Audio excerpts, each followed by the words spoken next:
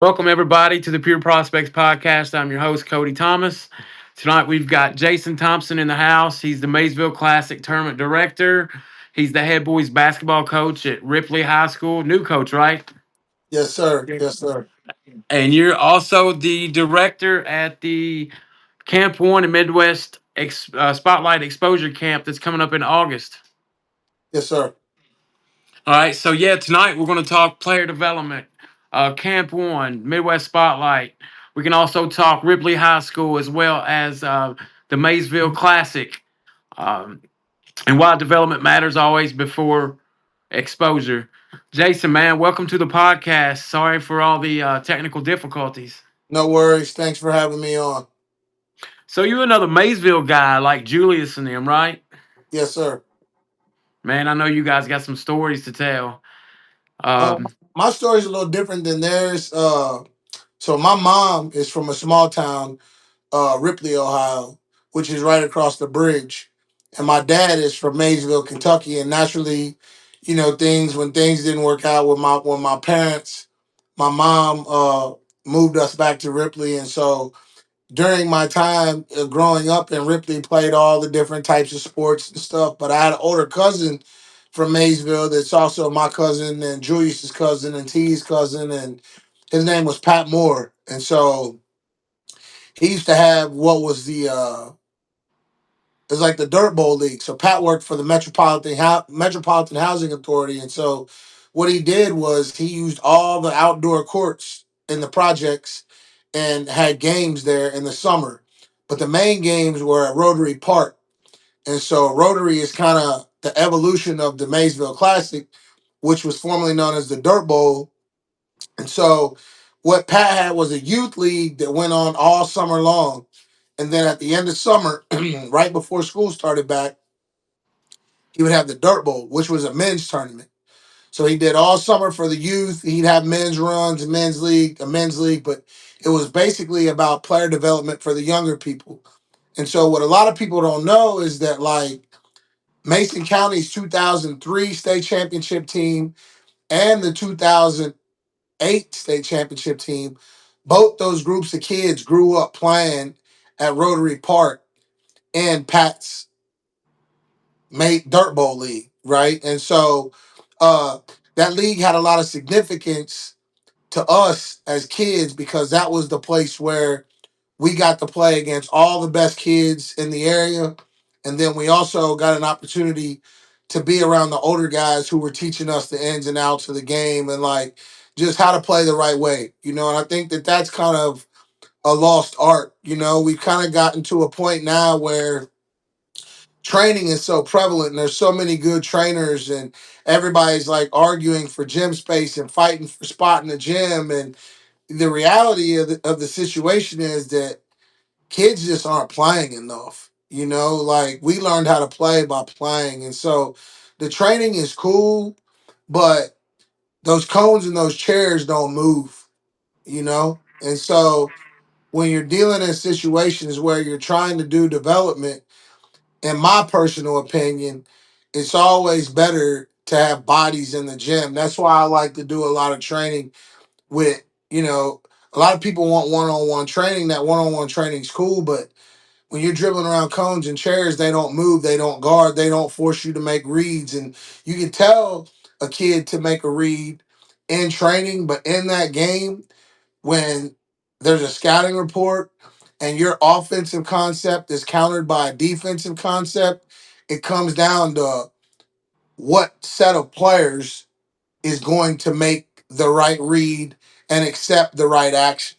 And so, I think that that's like several years ago, I got a chance from Lamont Taylor and Brian Miller with a good friend of mine, John Rice, to take over the Maysville Classic. And I think this is probably our 6th year. And we kind of just hit the ground running and we're just trying to do some different things to keep it alive.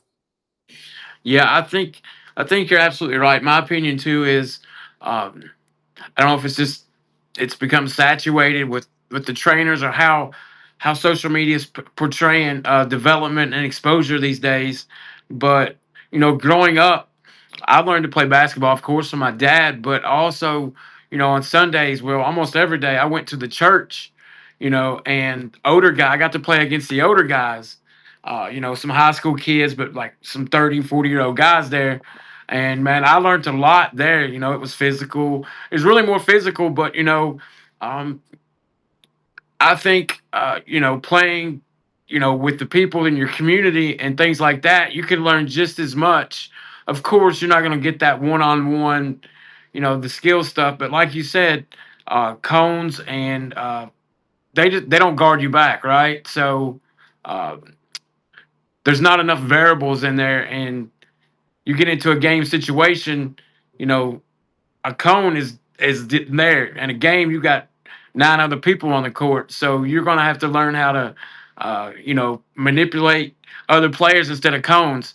So yeah, man, I think it's kind of a lost art, going out to, the local courts and just working on your skill development, just learning things from people in the community that's been there and done that, especially in Kentucky, because we have some good ball players here that necessarily didn't play high school basketball. They may have been working or had to work on the family farm or things like that, but they could still hoop. Exactly. Played with a Uh, lot of those guys over the years. so with that dirt ball, I mean, I know you're the director for Camp One. How did that come about for you? It was kind of like uh, it was kind of like divine intervention. So my cousin Terrence Commodore, who you had on the show a couple like last week, he kind of had this idea that he wanted to start, like maybe a basketball company of some sort, and he talked to Julius, and Julius, they were bouncing ideas off one another and stuff. And during that time, it was kind of like a situation where, you know, T was in a lot of rooms with the right people, if that makes sense. And Yes. T has a world and a wealth of basketball knowledge. Like, even as a player when he was in high school, he was always the smartest kid on the court.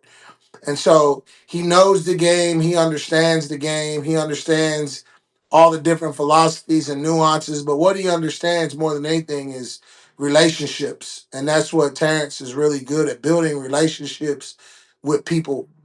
And he saw him and Julius basically saw the vision come into fruition.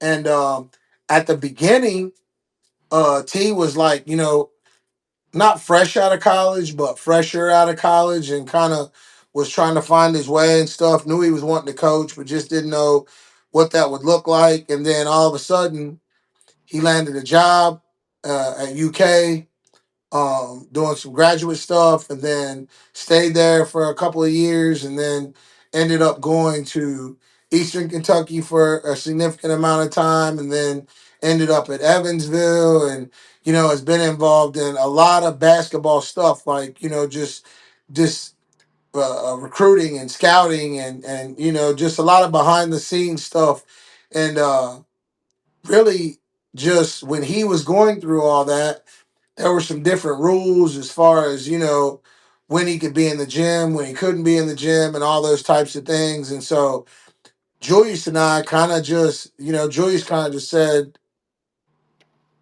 hey, I need you, and I told him that I would work with him however I could, and that's how it ended up happening. So what made you want to become involved in player development? I mean, you're already doing the Maysville thing, and now you're a high school coach. What made you want to get into like Camp One with the younger kids and development? It was kind of like one of those things where um I just always had like a love and a passion for the sport and for Are you good? yeah, I'm good, brother. Somebody was just ringing the bell in my building and Oh, I didn't okay. know who it was, but it wasn't for me. Um I just had a love and a passion for the sport, man. And the main thing was I wanted to give back to my community what those before me had given to me. Pat, Jeff Chambers, Steve Chambers, My uncle Dean was my longtime coach. Mike Hines, Jerry Platt, Randy Fulton. Like all those guys had like an integral Pat Moore, Tony Moore. All those guys had like an integral part in my development. You know, and not just my development as an athlete, but my development as a human being. You know, and so when it came to a point where I had to make some decisions on what I wanted to do in terms of with my life, the biggest thing that I wanted to do was have an impact. And what I talk to my guys about a lot is impact, like having an impact, like what is your impact? Like everybody's not going to be the main guy on the team. Everybody's not going to score all the points. Everybody's not going, but what impact are you going to have with the time that you're afforded? If you're a guy that doesn't get in the games, but you're on the roster, you're the 10th, 11th man, what kind of impact are you going to have in practice? You Yes. know, like what type of impact are you going to have? And I think that that's one of the main things that was, big for me was like impact, and so that's why I got into dealing with the youth. And like honestly, when we first started, when Camp One first started, when Terrence first started Camp One, and Julius first started Camp One, they did maybe a year or two of pretty high profile camps where I wasn't there. Like they worked with like John Wall and they worked with like Patrick Patterson. They worked with like a lot of different people early on, 15, 16 years ago. And I wasn't there, like I hadn't came on to the scene with them yet. And I was still trying to find my way as far as, I was working at a car dealership and just wasn't fulfilled, wasn't getting anything out of it, And I knew that there was something else out there. I knew that there was something missing in my life. And it just ended up being a guy named Mike Kennedy, who was the head coach at Ripley at the time, was like, "Man, I want you to come around and like be the other team's best player on our scouting report and our practices." That was like 2007, 2008. And so that's kind of how it got started. I was in there just practicing with the team. Still had a lot of juice left in the tank to hoop. Knew that I wanted to hoop, but my hoop dreams had kind of depleted. Like they weren't there anymore. I didn't you know, my college career didn't quite end up how I would have liked it to. And, because of that, I didn't really get a chance to play at the next level. And, international basketball at the time wasn't as prevalent for Americans. You would only get one or two on a team. Now you get four or five, but it was just a different time. And I would go to practice. I would practice hard. I would teach the kids. And I found myself coaching. And I was like, you know what? I might want to do this. And that's kind of how I got into it. For parents and players that may not know, what exactly is Camp One? So Camp One is Camp One is was designed to create a love and a passion for the game of basketball. And we wanted to share what others had shared with us with the youth at that time. And T was able to have a good network and have a bunch of good resources. And Julius was getting out on the road and like going to AAU tournaments and finding kids. And and when it first started, it was just like basically our family. Like it's our family business basically. Like we're all like if you walk into a Camp One event, you walk into Midwest Spotlight, you walk into Chris Lofton and Darius Miller's camp, you walk into like a girls exposure camp. When you walk in the gym, mostly everybody in there is going to be somehow there's going to be either relation or degrees of separation to relation, and it was kind of like for me when there's Camp One events, it's never about the money, it's never about the time that I'm spending. It's always about like getting that opportunity to be with my family.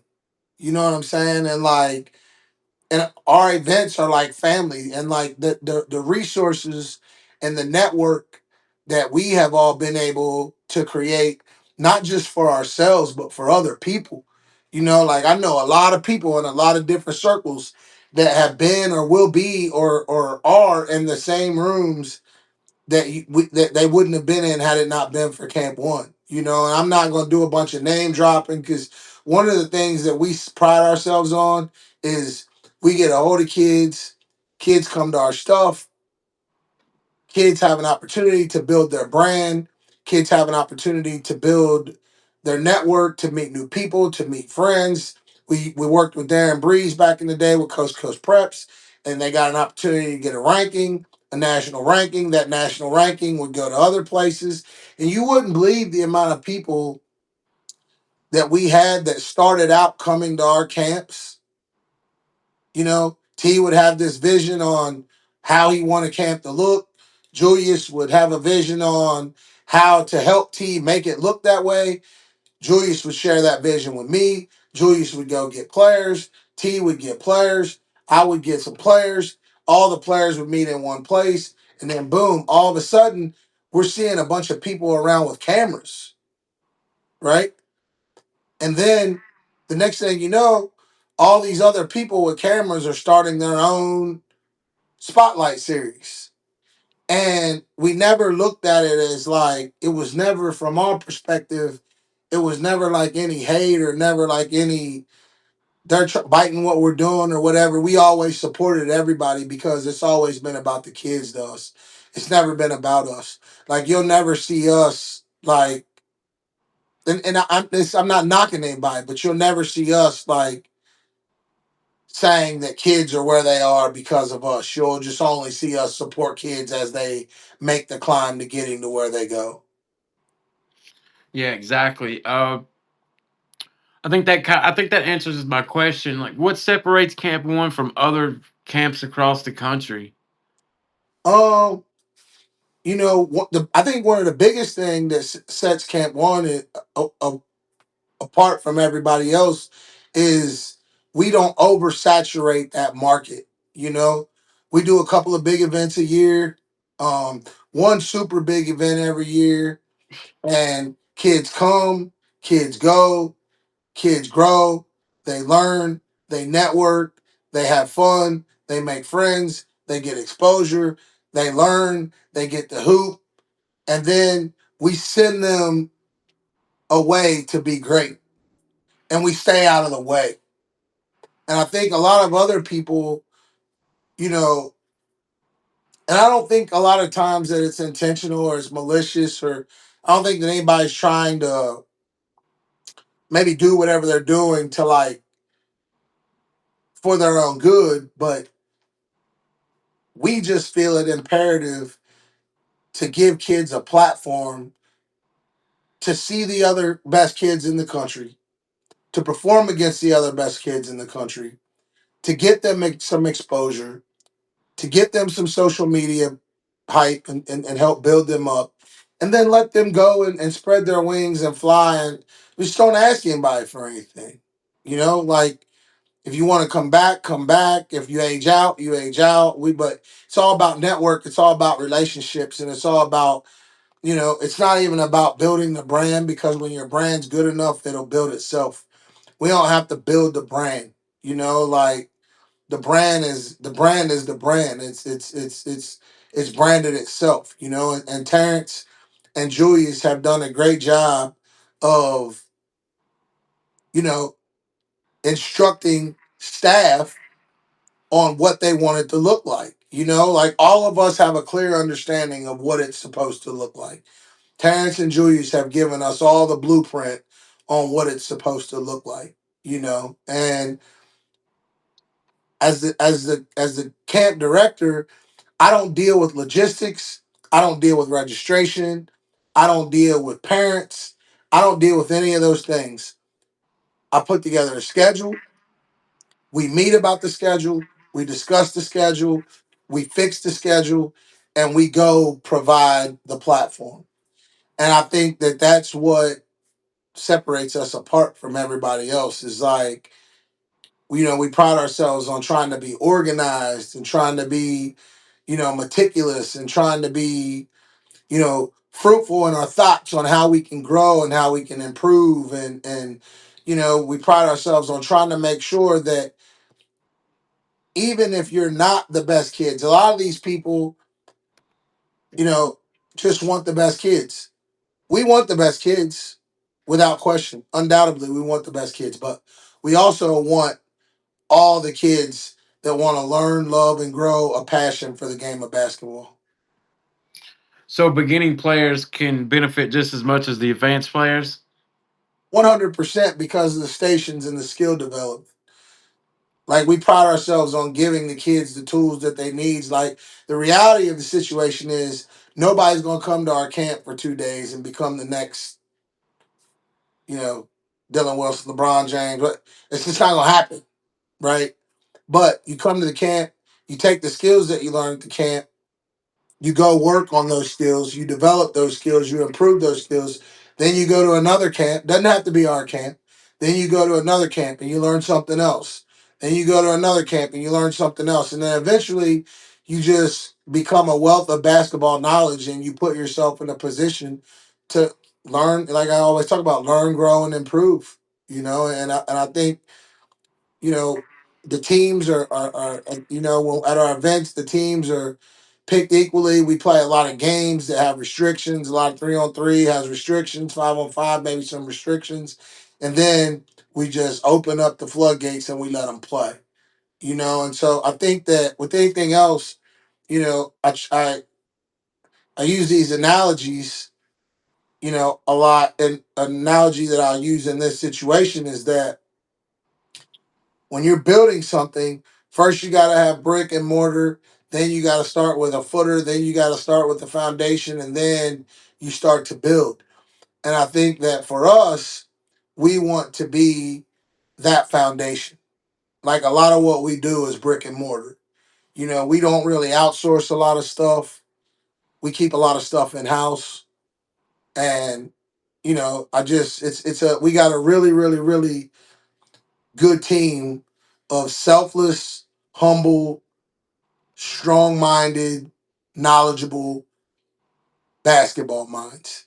And I think that that's what gives us an opportunity to continue to stay relevant. So you put the schedule together, right? Yes. So can you walk us through a typical camp day? Yeah, so registration usually starts about 7:45.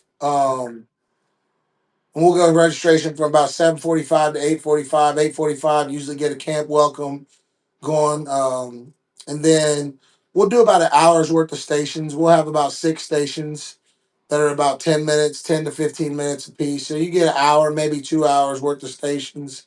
And those stations consist of, we tried to move more to elite level stations just based on the fact that we have more elite level players. But we'll work on a lot of ball screen series stuff. We'll work on a lot of penetrate and kick and revert, and penetrate and dish and swings and ball reversals. We work on a lot of teaching kids how to play out of floppy action and zoom action, and we do a lot of high level shooting drills, shooting off the move, shooting off the bounce.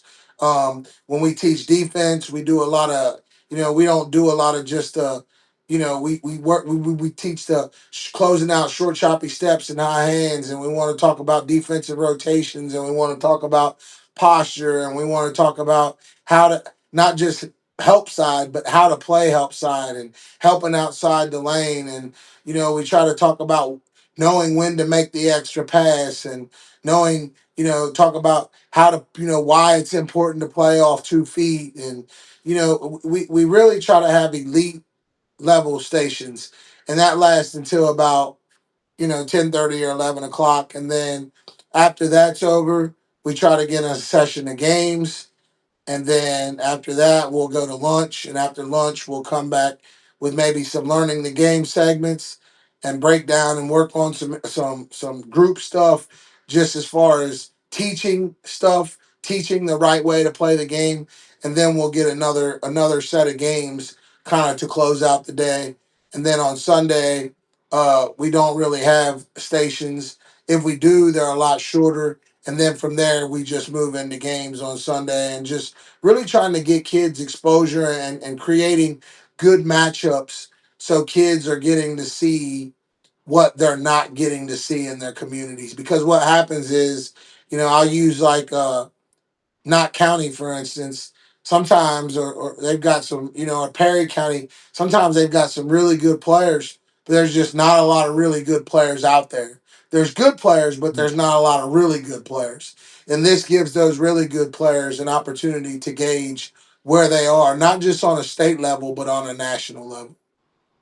Yeah, you're absolutely right. Kind of gives them a measuring stick when they come to a camp like yours because they're playing out there. They're playing with good players, but they don't get to play with enough players maybe on their level or above to kind of either push or motivate them to become better. They might get complacent because they're the best in the area, and I think it could lead to like maybe failure once they get out of that area. Like you know if they get to go to the camp like yours, get to play with other players, network with those guys, measure their play, and come back home and continue working on what they think they need to work on. Right. Right. Um, so, how much individual instruction does a camper get or receive, or do they get any? Um, there's individual instruction because our coaches coach every player. So in terms of like a coach being at a basket with one kid, that doesn't happen. When you're in a gym that has 8 courts, you got 16, 18 baskets in a gym or whatever, and you've got 150 to 175 kids or whatever, and you've got 30 coaches. You're not going to have, every kid's not going to have a basket where they're getting individual work. But when we're in stations and when we're doing group work, coaches are breaking kids down individually to help them understand where they can be successful. Because the main component to a kid being a good athlete is understanding wherein lies their role. I think, you look at guys like Dennis Rodman and you look at guys like Dennis Schroeder and you look at guys, you know, basketball is moving toward a guys, everybody's a 5 tool guy. You got to be a 5 tool guy to make it, but everybody's got a specialty somewhere. I use like right now, you know, I'm been watching the TBT a lot, and that La Familia team. Chris Coffey played NAI basketball just like I did, but he's a glue guy for that team. Like he does a lot of things for that team that helps. He was a great pickup, and Terrence is assistant general manager for that team, and like one of the things that Terrence is really, really, really great at is putting people together. Like and transitioning away from Camp One into the Maysville Classic, like Squad Up was Terrence's team, and I mean for years they were untouchable.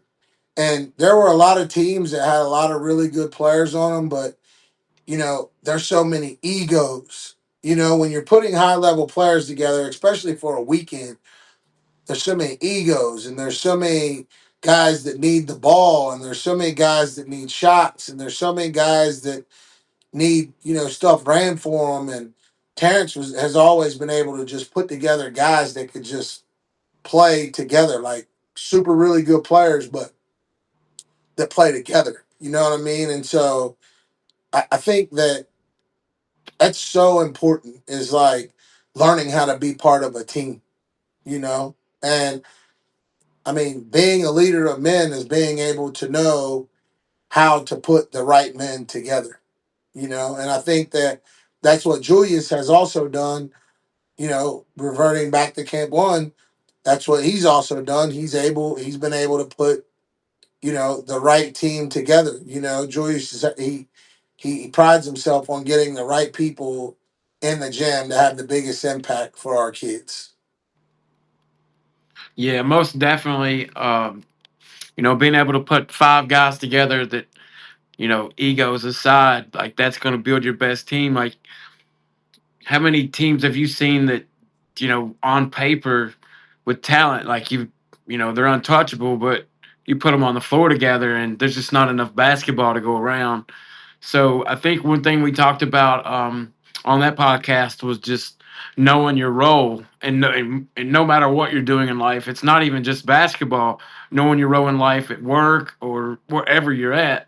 So I talk a lot about basketball teaches you more than just a game of basketball. Like, you learn life, you learn respect, you learn trust. I mean, there's just so many accountability. You learn so many life lessons just playing basketball. It's not always about scoring basketball. Of course, everybody wants to play at the next level, play professionally, but one day basketball will end, no matter how good you are. So, being able to be around a solid group of people, like I think that's priceless. Where you can learn those life lessons, and I think some of our communities may have got away from, not got away from it, but I think kids, I don't think they understand that. Like, they're more into like the exposure part of, like, I need to get my name out there more than anything, instead of like learning those life lessons. If you get what I'm saying. Mhm. But when you guys are there at the camp, like, how do you know when to put certain kids on teams without having too many mismatches, or things like that? Are you guys evaluating them like early on in the day, or you've been evaluating them like during the year? Nah, this there's a method to the madness. You know what I mean? We're just not bringing kids in and lining them up shortest to tallest and just picking teams. Like, when people are paying for a product, they want to make sure, especially when you're paying for a product for your kid, especially when you're paying for a product for your kid who probably has a future of some sort in this game. And when you're looking for scholarship dollars, the reality is parents now start chasing scholarship dollars as soon as there's kids separate themselves from other people. So, like, some kids are separating themselves from their other kids that are their age in second and third grade, and it's at that moment where parents start thinking about, hey, maybe can I get my kid some free education, And so those at that point, those parents start to try to put their kids in places to be seen, right? And the goal to that whole thing is to be where the kids are who are wanting to be seen, you know? And so for about an 8 year stretch there, I mean, and I've said it already once, but for about an 8 year stretch there, Julius was everywhere from Detroit to Indianapolis to Chicago to Columbus to Cincinnati to Cleveland to Myrtle Beach to Atlanta. Like, he was on the road, you know, and he made a lot of family sacrifices at that time to be on that road, to make sure that we weren't just putting a product together, but that it was the right product, that they were the right kids. I mean, you know, I I mean, I what he was able to do in regards to landing some of these kids has kind of been remarkable in terms of how he's been able to build those relationships, because they haven't just been relationships where he said, hey, I have an opportunity for your son or your daughter. It's been, I have an opportunity for your son or your daughter. And then those parents are calling him asking when the next opportunity is. You know what I mean? So when that happens, that means you're doing something right, you know? And then that goes back to T, as far as like making sure that the product is right, you know? And so, like, we talk a lot. Like, Julius and T and myself, we don't like do a bunch of conference calls or anything, but I talk to both of them every day. And at some point every day we talk about what the next step is, and those two deal more with the like I said, the finances and the logistics. I couldn't tell you anything about that. It's their business, but I just want to make the camp or the event as high level as possible. And I put myself in a lot of positions to do that. Like I was fortunate to work with Step Higher Academy for the past couple of years and got to travel to Italy a couple of times. And over in Europe, basketball is different because here you practice twice a week and you play 3 or 4 times. Over there, you practice 5 or 6 times a week and you play once. And so everything over there is club. It's not really school ball, and there's not really AAU over there. And so you play for a club. So whatever your club is, that's where you go and you train every day for 2 hours. You train, and I did a lot of trainings over there and learned a lot about how to put stuff together, you know, how to put stuff together. And I was already doing that before, but then being over there and seeing how they do it, where player development is numero uno, not about, here we're playing for college scholarships. There, they're playing to learn how to play, right? They're learning the game. And there's so many people in Europe that play basketball that there's a lot of great players, but everybody's not Luca. You know what I'm saying? It's like everybody's not LeBron, everybody's not Luca. But there's a lot of guys there that are not high level athletes, but they're high level basketball players. And in America, there's a lot more. I won't say a lot more, but in America, there are a lot of high level athletes that are great basketball players because of their athleticism. And in Europe, there's just a plethora, a lot more of really good basketball players that are fundamentally just good. Everybody's not above the rim. I mean, everybody's not above the rim. Everybody's not a Steph Curry caliber shooter, but everybody knows how to make a read. Everybody knows how to guard. Everybody knows how to make the extra pass. Everybody knows that if you're at the hip, you're beat, and that you need to see as far as defensive posture as you're watching ball you man, you're watching the ball, and as you're watching the ball, if a guy gets beat, they're much quicker to help and much quicker to make the right play defensively than what we are here. It's just a different style of game. The rules are so much different. And so I've been able to take all that stuff and just be able to put it, you know, bring it to what we do. What we do was already good. We've just been able to add more. T's been at the college level, so he's been able to add more. He's also been over to Europe with some of his college teams. I've been over to Europe, so we've been able to add more. And then I was able to coach in the ABA last year and bring the American Basketball Association to Maysville, Kentucky, which was crazy, crazy, crazy. It's like something I wanted to do, like a bucket list item, and we were able to get that done. So like, it's just about being able to get kids in a position for you to have an impact and them to use it as a platform. I mean, it's what it is. It's what it comes down to. So like it's camp one. Like is it different goals for different players on different levels? Is like some one kid or one player comes in looking to develop more, and another player is coming in to get more exposure. Like if you have a beginning type player, they're coming in really focusing on like the skills training, and then you have the higher level kids that are just looking for more exposure.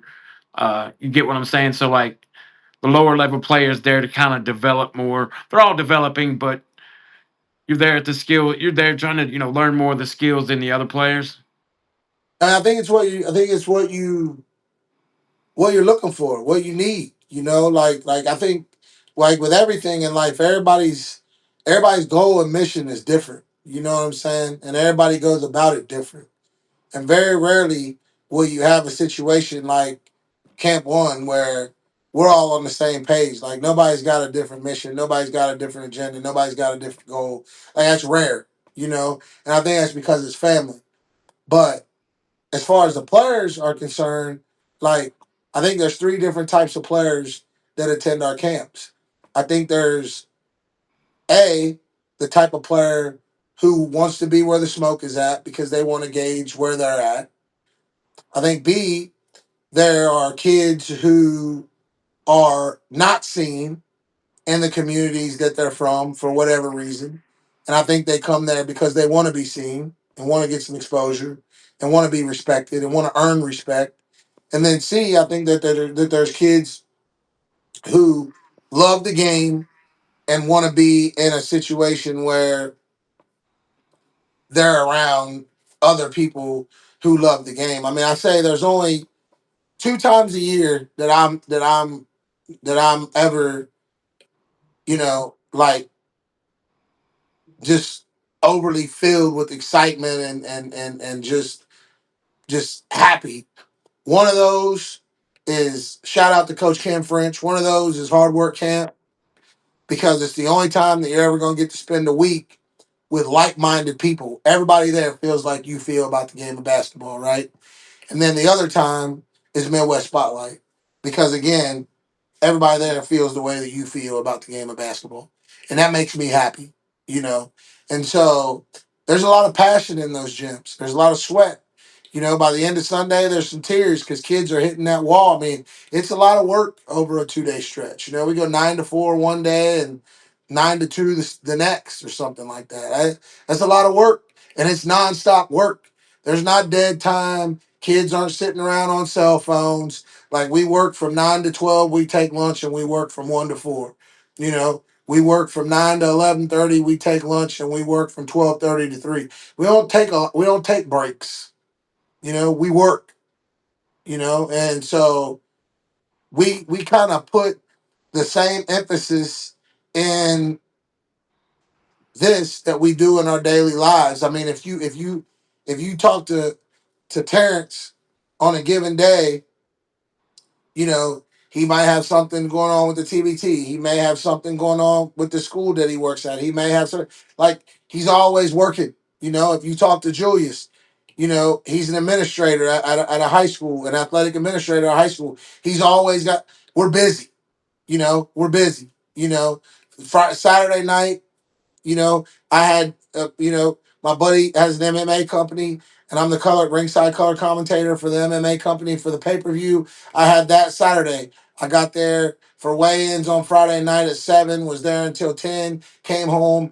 Got up on Saturday. Was back at 11. Was there till 12 o'clock at midnight. And then Julius was busy all day working at the school on Saturday. And then we turn around. We wake up on Sunday and we get on the road at 10 o'clock and we drive to Lexington for the TBT to support Terrence. Like, we're busy, and we put that same type of hard work and that same work ethic into every single camp, into every single kid, and we get frustrated with each other, you know, me probably more than they do because they've been doing it so long that they know, we've all been doing it a long time, but they've been doing the camp scene and the player development.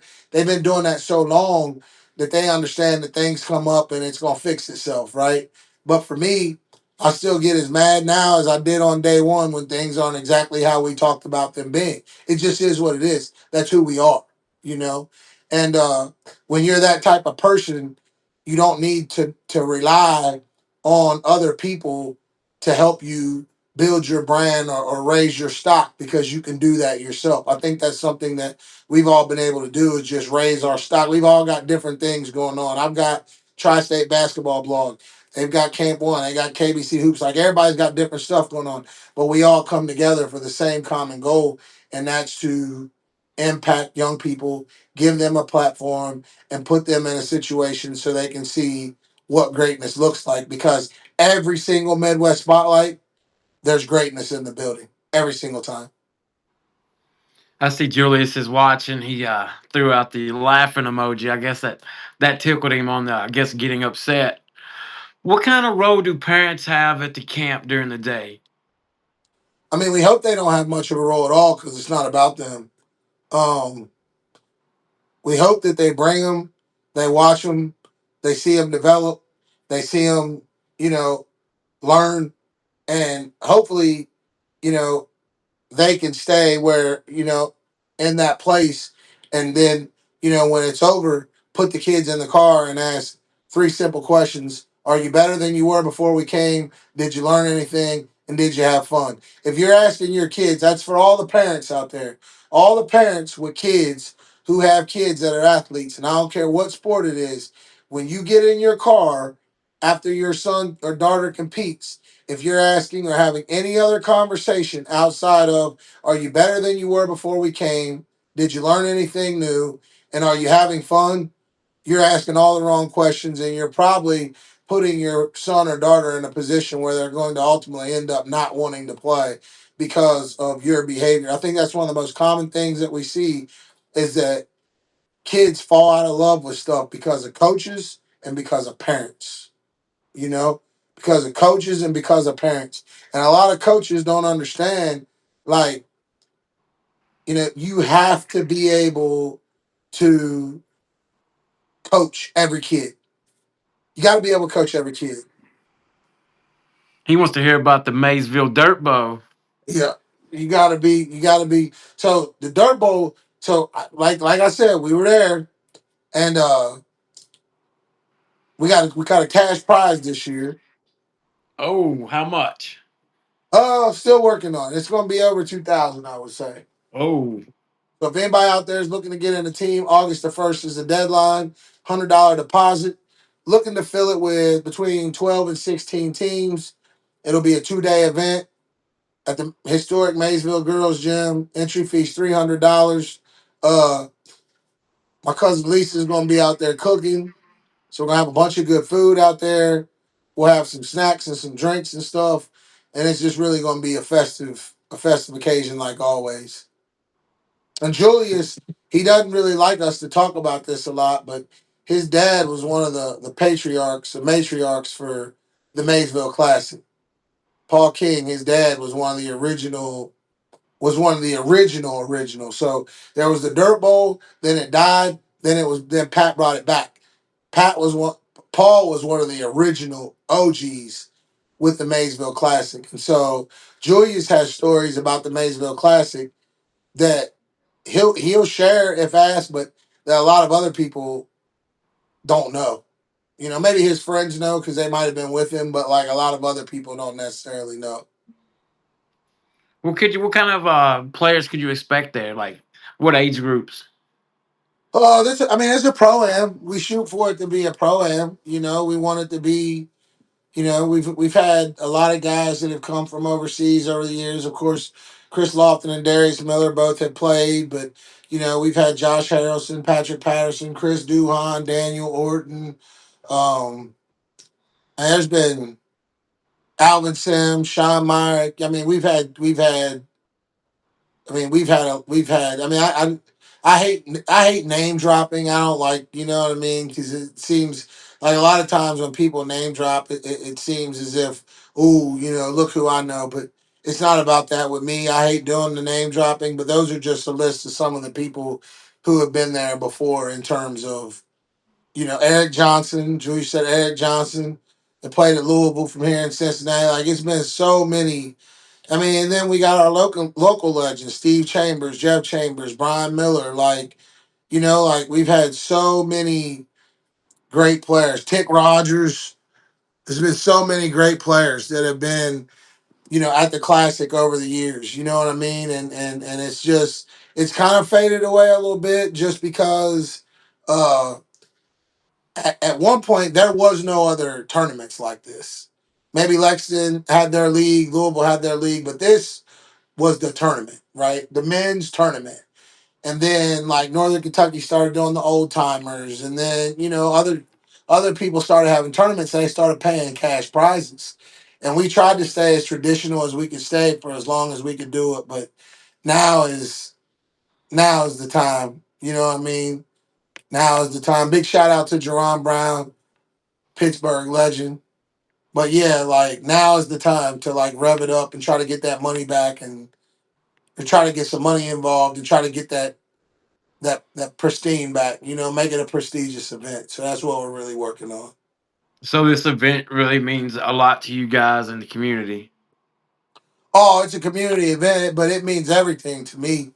Like it's always meant everything to me because it was like a reunion. It was like a reunion. And like for me being a basketball junkie, being a basketball head, like just you know being who I am and loving the game the way that I love the game and stuff like that. Like for me, it's an opportunity for me to be around again like-minded people. Like-minded people, people who share the same love and passion. I got people calling now who once played in the dirt ball who were wanting to referee. I mean, yeah, it means everything to me. It means everything to me because of what it meant to Pat, and because of what Pat meant to me and what I meant to Pat. Like I said, I grew up in Ripley, and when Pat had his league, he would drive me, come to Ripley and pick me up and take me to Maysville so I could play basketball at the park all day, all evening. Then when it was over, he would drive me back to Ripley and he would drop me off. You know what I'm saying? And Ripley's not far, but it was out of the way for him. Like, he didn't have to do that. You know what I'm saying? And he did that. So when I had the opportunity to become involved with something that meant so much to him, I did that. You know what I'm saying? And last year we inducted some people into the Hall of Fame for the first year. So we got to figure out who's going to be the Maysville Classic Hall of Famers this year. Got to try to big shout out to Melvin Turpin. I didn't know that, Julius. I had no idea. Big shout out to Melvin Turpin, but yeah, I got to figure out who's going to be in the Maysville Classic Hall of Fame this year. It'll be two more inductees, and so just we just try to grind through all this stuff, man. You know what I mean? Just try to grind through all this stuff and give back to the community, have a positive impact on young people, and we were lucky, man. We were lucky because we had great, great, great mentors. Like, we had great people around us.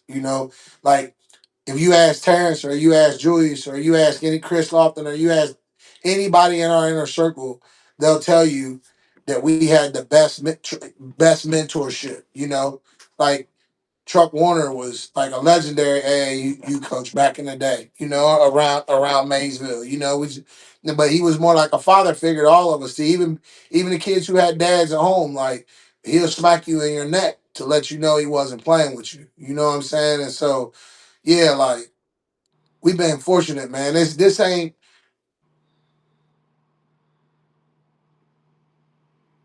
Uh oh. I don't know if your internet, my internet, something just happened.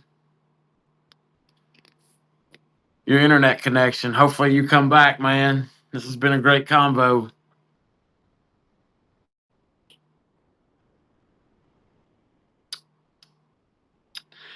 I don't know what happened. Hopefully we can get him back. It's been a great conversation talking to Jason Thompson, talking about the Maysville. Used to be the Dirt Bowl. He's involved. Camp One. That camp's been around for I think 20 years or something. Some great players have been in it. I'm gonna see if I can get him back on. If not, then we can close out. We had some tough times trying to get this going around 10:05. I don't know if it's one of our Wi-Fi connections or maybe it's just the app. But if you're still on here, I want to thank you so much for sticking around, Julius. I don't know if you can reach out to Jason, but if you can, let him know that he's offline. But it's been one great conversation. If he doesn't come back on here in a few seconds, then we're just going to close out. And we got a big podcast coming on Wednesday night. Braxton Keithley, uh, big 4-star, 24/7 sport 4-star guard out of Eastern Kentucky. He just committed to the University of the Pacific out in California. He also committed to Prolific Prep for his senior year down in Florida, the prestigious Prolific Prep, number one prep school in the nation. So we're going to have him on Wednesday night, 9 p.m. Talk to him about his two commitments. A lot of people are wondering, why is the Eastern Kentucky boy going all the way to California to play college ball? So we're going to ask him those questions. It looks like Jason's not going to get back on. So there he is. I think he just popped back on. Are you there? Well, it looks like he's on. It says his internet connection is unstable. So I don't know what's going on there. But I just want to thank everybody that's on here, for getting on and listening. But Braxton Keithley is going to be coming on. A.W. Hamilton, EKU head coach. is going to be coming on the week after their team camp. So we're going to have some great guests coming on. Jason Thompson, you looks like you're here, but I don't see you, my guy. It says your internet connection's unstable. If you can hear me, I don't know what's going on, but we've got some great guests coming up. If you guys haven't watched it, Jordan Mitchell and his father Carlos was on today. Um, We talked about his transfer to Lincoln Academy from Louisville Male. He's a top 50 recruit, 4-star in the 2028 class. He had some tonight. UNC assistant coach Chuck Martin reached out, told him he was excited to watch him this fall. So, uh, big ups for Jordan Mitchell. Just transferred today. Got ACC interest. He does have one offer from the ACC with Virginia Tech, but I think UNC and Virginia Tech are on a little different levels, especially historically in basketball. But I see Jason still trying to join again, and it just there you There we go. go. There we go. There we go. I was just saying what I was saying was that I just want to be, I just want to be forthcoming about the fact that like nothing that we do, nothing that our inner circle that we do, it all comes from those who came before us. You know what I'm saying? And so there was a great foundation that was laid for us. Yeah, I think that's one huge thing in life, man, is mentorship. Having a good mentor or a father figure, someone like that, to help show you the ropes, and no matter what you do, right? Yeah, Absolutely. or you'll go Absolutely. astray. You can go astray and go down the wrong path, and sometimes it's hard to come back from that wrong path. So, yeah, man, it's awesome. How has working with Camp One, or what's the culture like inside of with your high school team at Ripley? We're working on our culture, like we're working on our culture. Kids are different nowadays, but kids are different nowadays because they're parented and they're managed different. And so I think something that has been lost in the world that we live in is accountability. And so I think that right now, man, just trying to really build a culture built on accountability, being where you're supposed to be, doing what you're supposed to do, say what you're supposed to say. I'm big on being able to read the room. Sometimes you can't always be the star of the show. Like sometimes you can't be the star of the room. And so there's a lot of rooms that I walk into where my role or my job in that situation is to be a star of the show. You know, when I walk in Memorial Coliseum, the TBT's going on, my role is to be part of the show, not the star of the show. And so you have to understand what your role is and what your responsibilities are. And you have to understand, how to, one of the things I pride myself on is being able to know how to push that limit on, and this goes out to all the kids, push that limit on expanding your role. Like if you're given a role and you want a bigger role, push the limit on expanding that role by showing your worth. You know, that's what I did with Camp One. That's what I've done with with this coaching job at Ripley. That's what I've done with Step Higher Academy. That's what you have to do. Like you have to press that. You have to push. Always got to push that envelope on expanding your role, being more valuable, proving your value to whatever you're doing. And so I just think that's important. So I wanted to hit a few things with you before we hop off here. Like body language and being a great teammate, or like what does that mean to you in playing basketball? Body language, being a teammate. Um, I'm not as big on the body language thing because it's okay to wear your emotions on your sleeve, wear your heart on your sleeve, as long as it's within the confinements of the game. Like when a ref makes a call and you're jumping up and down and acting a fool and slamming the ball and stuff, like I don't like that type of thing. But that's bad body language. But a guy being disappointed that I took him out of the game, I don't want him to be happy I took him out of the game. I mean, I'm okay with him being frustrated. I smack him on the butt. I smack him on the butt, tell him good job, high five him, and tell him get a drink and get ready. You're going back in or stay loose or whatever. Uh, so I mean, as far as like body language, I'm not as big on. Like, I don't like bad body language, but some body language comes from a place of good spirit. You know what I mean? Like a place of wanting to be competitive, wanting to win, feeling like that the best option for your team to be successful is on the floor, right? Um, if guys think that a referee, missed a call or made a bad call, you know, if your body language is affecting you to get back on defense, that's a problem, right? So Yeah. if your body language is not allowing you to play the game the right way, it's an issue. But if your body language is coming from a place of good spirited emotion, from competitiveness, we're human beings, right? And it's something we have to continue to work on. Now, naturally, if you're, well, the older you get, the better it should get, but, a lot of people get frustrated with, fifth and sixth grade kids that love to play basketball because they have emotions on the court and don't like the way something happens and they have some bad body language and they just get so mad about it. And I'm like, coach them up, teach them, tell them why it's not okay, but understand that it's part of it. As far as being a good teammate, there's no exception for not being a good teammate. Like there's no exception for not being a good teammate. And there's I tell all my teams, I came up with a quote a couple of 7 or 8 years ago. The mark of a true champion is never about the trophy, but yet the journey to get there. And so when you win a state championship, that state championship stays in your school in the trophy case. You don't get to take that home. What you take home with you is that journey.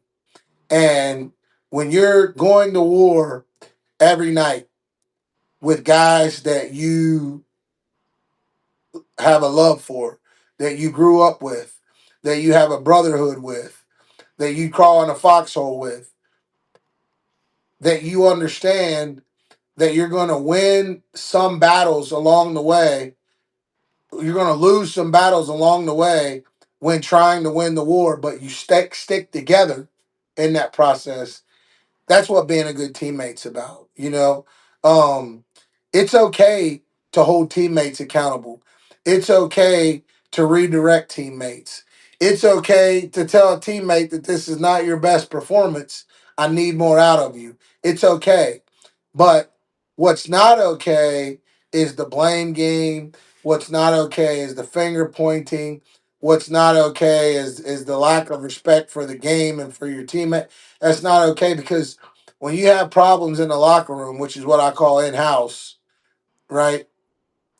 You're gonna have problems on that 94 by 50 foot court. It's just the way it is, and it doesn't matter how good your players are if you're not able to manipulate genuine, strong relationships in your locker room, you're not going to be successful. It's just not going to happen for you.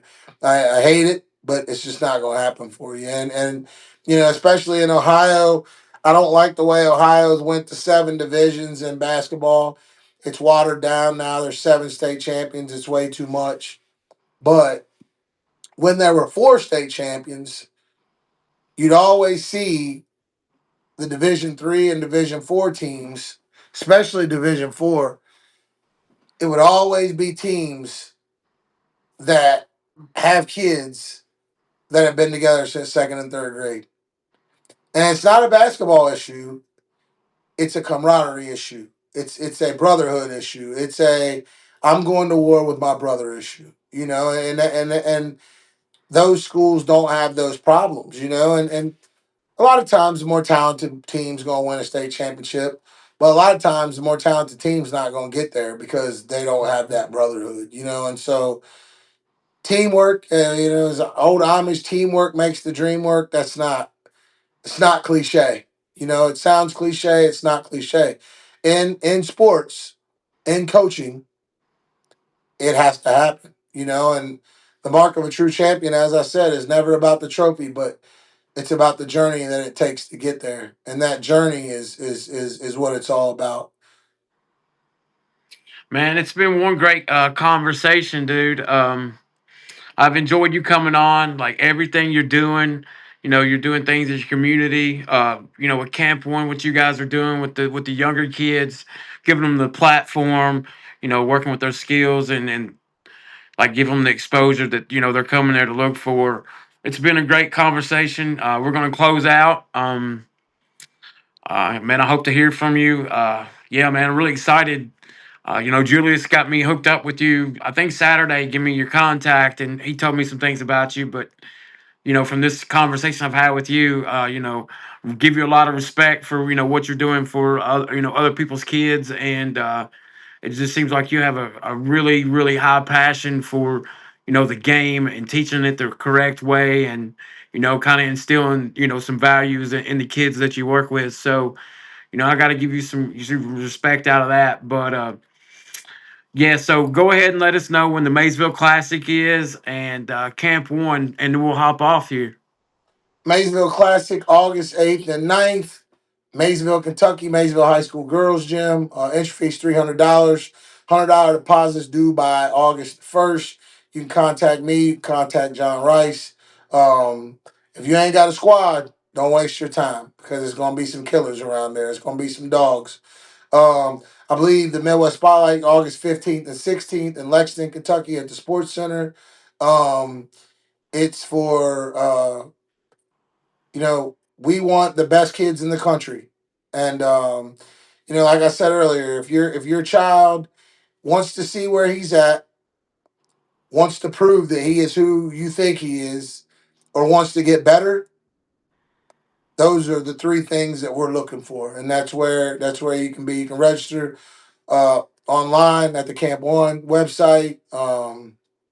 And so, follow that Camp One Instagram page. Follow me on Tri-State Basketball at Tri-State Basketball blog. Tri_state_basketball_blog on Instagram. Follow me. Um, I don't do a whole lot of content because I'm not a content creator, but I use it to get information out and sometimes some positive affirmations. To young people and to just people in general because you never know what people might be going through, man. And so, you know, um, log into the www.thecamp1.com. That's where you can register for the Midwest Spotlight. And then if you want to register for the Dirt Bowl, just find me at Jason Thompson's on Facebook or at Tri-State Basketball Blog. That's underscore after every word on Instagram. Follow me on Instagram. Um, got a big workout coming up with Austin Davey here in the next few days. Gonna try to get a hold of him and get him in the gym before he heads to Western Reserve. And so uh, we got good stuff going, man. And just grateful for the opportunity to be on here with you, Cody. You do a great job. And if there's any way that I can help you or that we can help you moving forward, if it's within reason, man, we'll be more than happy to do it. Keep doing your thing, man. So appreciate you. Yeah, I appreciate you. Shoot me over the information for the registration and stuff, and I can get it out on this page for everybody that's watching. Just to make sure that the guys get the correct information and there. So I know you said you don't create content, but I don't think it's always about creating content all the time. I think it's just about providing the correct information, right? So Absolutely, absolutely. just the correct information is, I think it's the most important thing. So if you can make it look good, of course, why not? But just getting the correct information out there. Yeah, man, thank you so much for coming on. For everybody, if you're watching, you want to improve your game, receive quality instruction, compete against some talented players and gain their exposure the right way. Make sure you check out Camp One and the Midwest Spotlight Exposure Camp. I know they're on Instagram at the_camp_one. You can go register at www.thecamp1.com. And as always, subscribe to Pure Prospects Substack for exclusive recruiting coverage, evals, rankings, interviews, and the podcast just like this one. I'm Cody Thomas. Thanks for watching, and we'll see you next time on the Pure Prospects Podcast. See Peace you, my out. man.